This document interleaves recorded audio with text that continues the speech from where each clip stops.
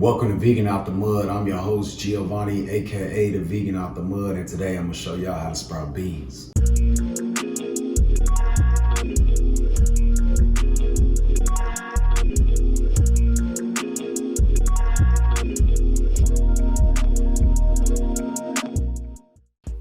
Alright family, if you never heard of sprouting before, basically it's when you take a dry bean, naturally process it into its most nutritional state, which is when it's starting to grow that sprout, aka why it's called sprouting. Alright, now the purpose of doing this sprouting, beans are a good source of protein, but they do have to be cooked.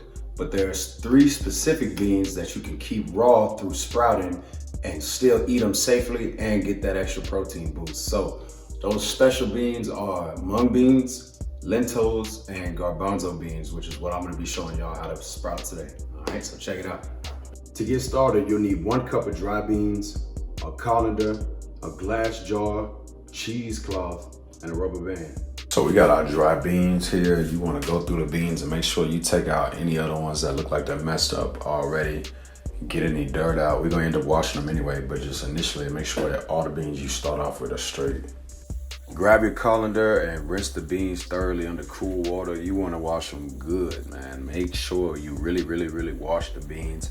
You don't want any dirt getting into the jar when it's time to start sprouting. To soak the beans in your sprouting jar, cover them with at least 2 to 3 inches of water. To soak your beans overnight, take your piece of cheesecloth or a napkin, tie a rubber band over the top of your sprouting jar and let the jar sit upright overnight out of direct sunlight. When you wake up in the morning, you'll notice that your beans have doubled in size. The next step is the most important part of the whole process. Rinsing the beans is mandatory, and you gotta do it 2 to 3 times a day using cold water only.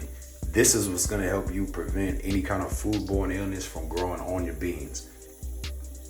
Now that there's no stagnant water in the jar, every time you finish rinsing your beans, lay them on their side. That way air can flow through the jar and prevent those diseases.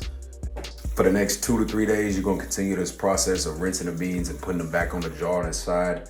Every couple of rinses, make sure you re-sterilize that jar, being sure that you're only using food grade safe sterilizers. You wanna keep doing this up until the point that the sprout that comes out of the garbanzo bean is either the same size as the bean or a little bit bigger.